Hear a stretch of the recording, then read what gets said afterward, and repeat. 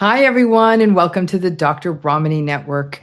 Today, we have a very special guest.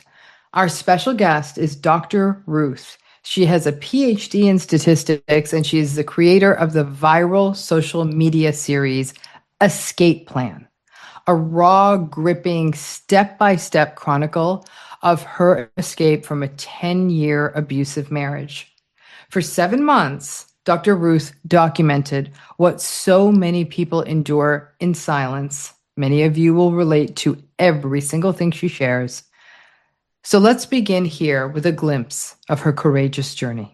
We sat down to eat, but some of the mustard from my sandwich got on my hand. He pointed it out and laughed at me, meanly. I got up to wash my hand, but then something unexpected happened. A voice in my head went, "I'm not doing this." And instead of sitting back down, I grabbed my plate and told him I was going to go eat downstairs because I didn't like when he laughed at me like that. He did not see that coming, but he escalated. He said he couldn't believe I'd just spoken to him like that. And neither could I, honestly. He stood up, threw his plate with his sandwich still on it into the sink where it shattered. Then he picked up a knife off the drying rack. He pointed that knife at me. He continued to rage, call me names, but I couldn't really hear him anymore over the ringing in my ears. This was not our most violent incident, not even close, but this was the first time that I felt like he truly meant to do me harm, and I was terrified. It took me 3 more weeks to fully process what had happened and to start planning my escape, but that was the moment I knew. I was not safe. I had no idea what that man was capable of, and I had to get out. That was abuse. Welcome to Escape Plan, where I share exactly how I escaped from my abusive marriage. Step 1, decide to leave. That Tuesday morning at 11:11, I made a wish. That wish was for the courage to leave him. I thought back on our 10 years together. The insults, the broken window, the slammed doors, the nights he left me places, the injuries,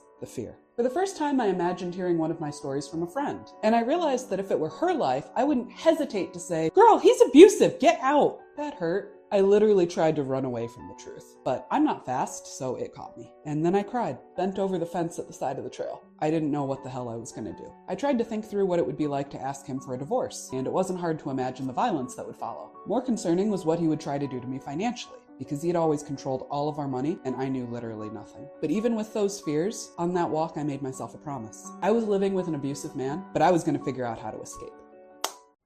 Just wow. I just think in that one clip, I know I was scrambling, getting notes down. It's so much of what so many of you have been through. It's so much of what I've seen people experience in these relationships.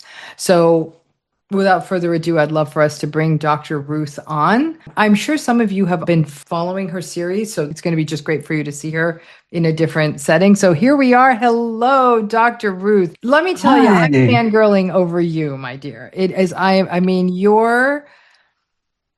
I refer people, I'll say, just watch this because you're going to see all of you in yourself in this. And it's remarkable what you've created. You're remarkable. I'm so honored you're here. Thank you so much for taking your precious time and sharing it with all of us. Really, thank you. Thank you so much for having me. I am also fangirling. When I first started talking about abuse, your videos were recommended to me by 4 different people on day 1. So this is really an amazing milestone for me. Thank you so much for having me. Well, it's just, again, it's what you've done is really amazing because it's, I think we often get sort of tidy stories, and you didn't give us a tidy story. You taught us the ebbs and flows. So let's just get right into it. You've shared more than 130 videos documenting your secret plan to escape from your abusive marriage. So let's talk about a few of the steps that you put into action. I'm going to take a look.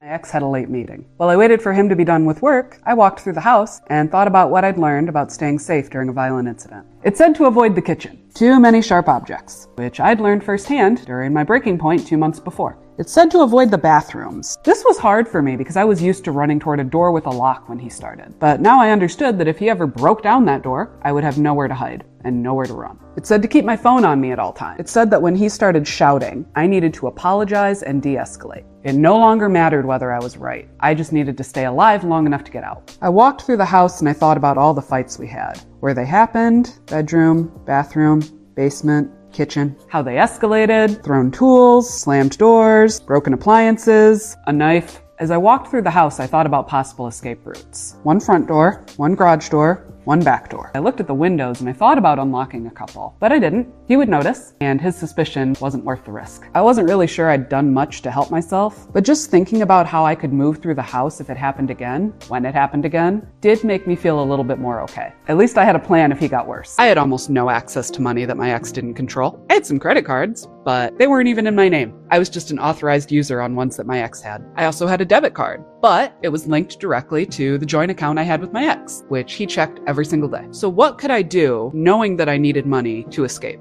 I ransacked the house. I went through all of my coat pockets, all of his, old bags I hadn't used in years, purses, the dresser drawers, junk drawers. I took any cash that I could find that wouldn't be missed. I added it all up, and it was about $50. Pitiful, but at least it was a start. And bonus, in the junk drawer, I actually found a stack of old gift cards that we'd completely forgotten about. There were a few that were both unexpired and potentially useful to me. Amazon, Panera, Target. Sitting there afterward, counting my little pile of money, I felt furious. I was a PhD level statistician. I made good money, but there I was, stealing quarters and old gift cards like a teenager hoarding their allowance money. This is the awful reality of financial abuse. It's completely irrelevant how much money you make if someone else controls it all. I knew what I really needed was a way to get some of my salary out of the joint account and into an account only I controlled. But because of how closely my ex watched me, I was planning aggressively. First stop was Zillow. I looked for apartments in my area that were in my budget and available immediately. I made a short list and scheduled 3 tours for the next week. Then I started Googling divorce lawyers. Anyone with good reviews who had free consultations. I made another list. I'm good at making lists. Those apartments and those lawyers, yeah, they were going to email me back. And if my ex happened to see those replies, it could be very detrimental to me. So I created a folder in my email called Offers, and I created rules so that any reply from the addresses I listed would go straight to that folder, never to my main inbox. Then the folder would just look like junk mail, and my ex was never going to check it. Then I turned to my search history, because my ex had this habit of grabbing my laptop casually to look something up, and I needed to be prepared. I couldn't just delete my entire search history. That looks suspicious. So instead, I manually went through my history, and one by one, deleted the sites I didn't want him to see. And even that's not enough, because even if you've deleted the history, when you start typing into the browser search bar, it can auto-suggest recent searches. So I went through every letter of the alphabet one by one and deleted anything that came up I didn't want him to see. This is the level of discipline you need when you're trying to leave a highly controlling relationship. The game was heating up, and I needed to stay one step ahead of him if I wanted to keep going. This is how I tricked my ex into giving me his passwords. When he called that night, as he did every night, I had a plan. I told him I was really enjoying learning more about our finances, and that it would be so nice if I could see our joint bank account too. Now I had to be really careful about how I phrased this, so I did something that had always worked really well with him. I put myself down while laying on the flattery, very thick. I told him it was embarrassing I didn't help out more with our finances, that I was just now realizing all of the work he did for us. I gushed. And if you're feeling a little sick right now, same, but it worked. He laughed and said, okay, you can use my login for now. We'll get you your own some other time. I pulled up the banking website on my phone, and he gave me the email and password that he used. I typed in the email, but wrote the password down, and then told him it didn't work. He said, that's weird, and gave me a different password to try. I wrote that one down too. We repeated this a couple of times until he got frustrated and logged in on his phone, at which point he said, God damn it, Ruth, it was the first one. I said, whoops, and with the first password I was in. Now I'd made him angry, and he was swearing at me and calling me stupid, but the joke was on him, because I'd just tricked him into giving me 2 things I desperately needed. The first was access to our joint accounts, which meant for the first time in our entire marriage, I could actually see the balance in our checking and savings. And the second, and much more important, was that he'd just given me half a dozen passwords he used frequently. Okay, so right there, I could spend 2 hours talking to you about what we just saw. You know, Dr. Ruth, one place I even want to, begin is all of your, you did something that I think we sometimes do, but it's also hard, but I also want to let you know how hard it is to do what you did, which was you turned vigilance into action. Now, there's a risk when we're hypervigilant is that everything goes to there's a lot of this. But what you did was, and you called it discipline, but I'm calling it discipline vigilance or vigilance discipline, because you thought it all through. Everything from the things getting put into the offers folder to the alphabetized check. This is exhausting, though. This was a full-time job. It's absolutely remarkable. And so I think it's how much you took your vigilance and turned it into action is what's so striking to me, because often when we're feeling that activated in our sympathetic nervous system, we shut down. So in and of itself, you've just given us a huge public service in terms of, and again, obviously the psychology of every abuser is different. Sometimes people will say, let me type the password in so you wouldn't Mhm. have so you wouldn't have it. So, I mean, we understand not every trick will work, but it's still remarkable what you did. So I hope you know that. Thank you so much. I really appreciate that. So okay, so we started at the top here where you start the series, this knife episode with him, that being the final straw.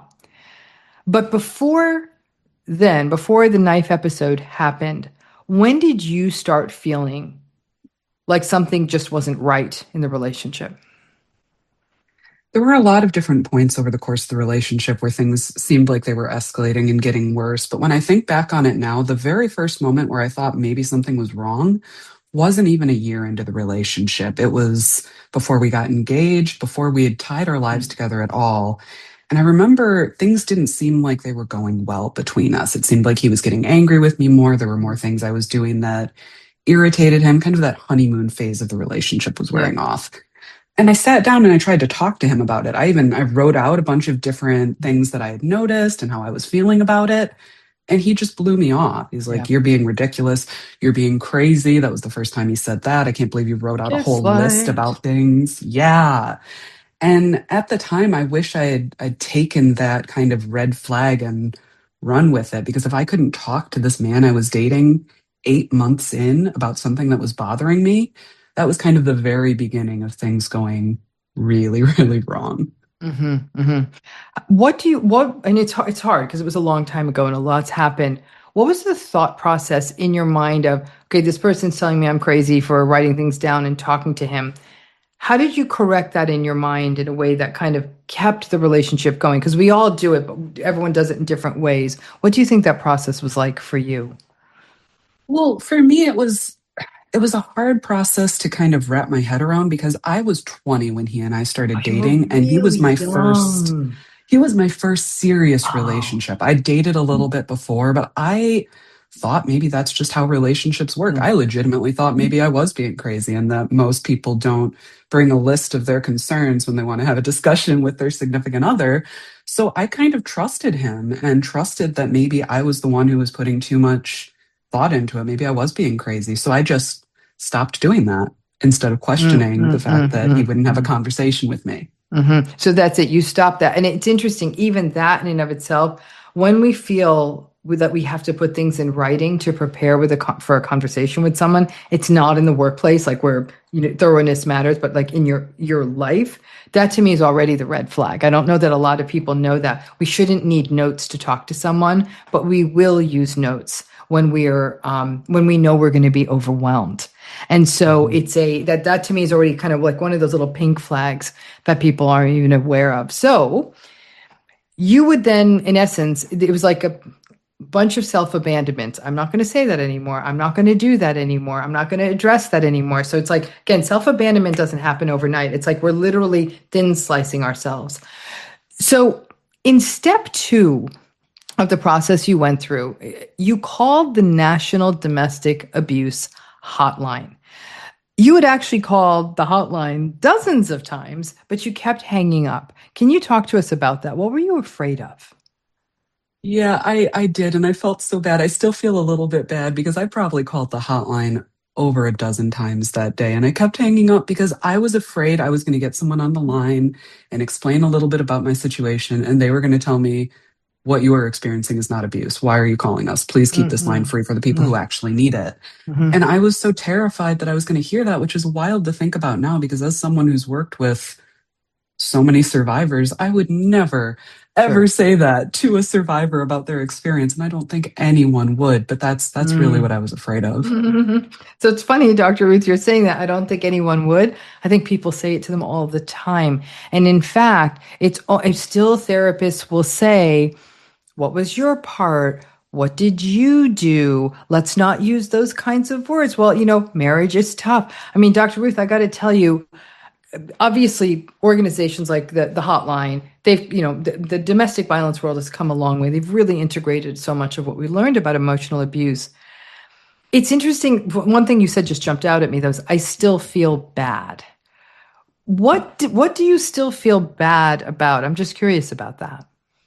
Oh, I just feel bad that the poor woman who was working on the line was probably answering it 5 times. Like, is this broken? Like, is someone trying to get through? And just, yeah, I feel bad that I was taking up her time with my indecision. Well, I would love for us to break Dr. Ruth out of feeling bad from what, everybody who calls the domestic violence hotline hangs up all the time. Like this is their, I mean, it's that fear of not being believed speaks to how much you had internalized the gaslighting. Because that's what happens. We swallow it. We just don't even believe what's happening to us. Why would anyone else believe us? And again, many survivors have had the experience of going to third parties that are supposed to be experts and are also doubted. So you call and somebody answers. What happened when you finally did stay on the line and didn't hang up and actually spoke to a hotline worker? I was confused at how normal the conversation was at first. She got online and she said, "Oh, hi, my name is X. Like, what's your name? Can you tell me a little about your situation?" And I wanted to tell her the truth, but I didn't want to tell her something that made her say that's not abuse. And I was trying to balance this kind of disbelief about the situation I was in with wanting to be believed. So I ended up just blurting out the story with the knife that I talked a little bit about on my channel and said, my husband picked up a knife the other day and pointed it at me, and I was really scared. And I'm thinking maybe this is abuse and maybe I need to leave. And she responded, "That sounds really scary. That sounds really dangerous. Let's give you some tools and support so that you can do some safety planning." And it was really, really validating. That was the first time I had ever told anyone that level of truth about what was going on in my marriage. And she really changed my life. She really did. Mm. Isn't it amazing how powerful validation can be? It's such a small, big thing that one person think this sounds scary. This isn't okay. This is in fact abuse. Something shifts in us when it's someone looking in. And I'm so happy to hear you've had that experience. So now your step 3 was tell a friend. And you called your best friend and said, "I see he's abusive. I'm leaving him." So when you did that, what were you expecting your friend to say, and what actually was her response? I wasn't sure what she was going to say. Now, she had Mhm. expressed some concerns with my ex and I over the years, but I thought that coming at her with a word like abuse, Yeah. like he's abusive and I'm leaving, she was going to tell me I was being over the top and dramatic. I knew that she was going to be supportive about my leaving him, but I was really anxious about expressing my fear that he was abusive, just like I'd been with the hotline. And she agreed. She agreed with me that he was at the very least toxic, if not full on abusive. And she was very supportive about my plan to leave him, which was great. Mm. So more validation. Yeah, exactly. I mean, listen, abuse flourishes in silence, right? And survivors, it multiplies the experience of abuse.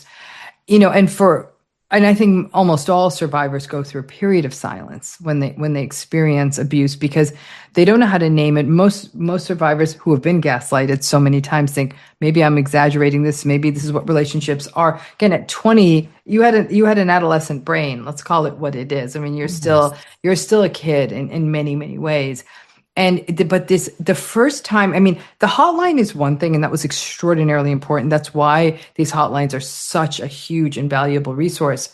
But it changes even more when you tell a friend, someone who knows you, someone who's in your day-to-day world.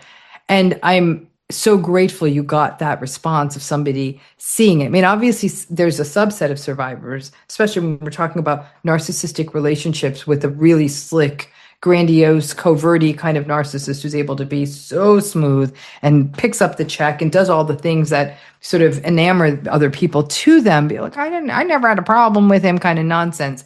So, but there is something that the first time somebody who cares about you says that I'm so glad to hear this, you just start feeling whole in your body.